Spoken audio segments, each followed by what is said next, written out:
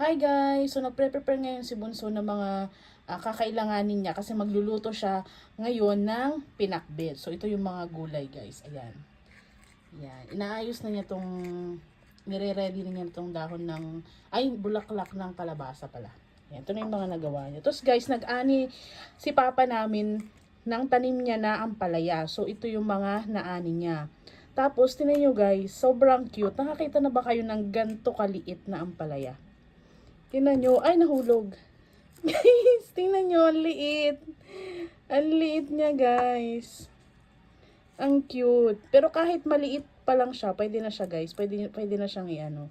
Pwede na siyang igulay. Isama sa gulay. Ito pa, guys, oh. Ito pa, oh. Diba?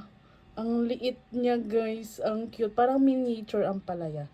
Ayan, may tatlong ampalaya kaming maliliit. Pero meron din namang malaki. Ayan o, ito isa. Mas malaki dun sa bulinggit. Tapos ito yung pinakamalaki sa mga naani namin. Tapos ang maganda nito guys, itong ampalaya na inani ni Papa, wala tong chemical. As in, wala siyang nilagay na mga kung ano-anong chemical. Basta organic na ano na. Walang fertilizer, diba Bunso? Wala. O, wala pong fertilizer to.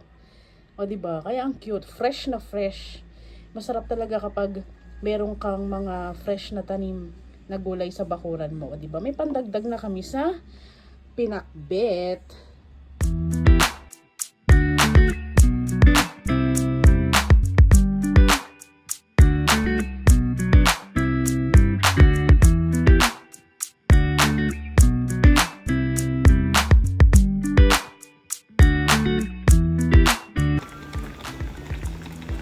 Okay guys, luto na ang aming pinakbet. Kain na tayo!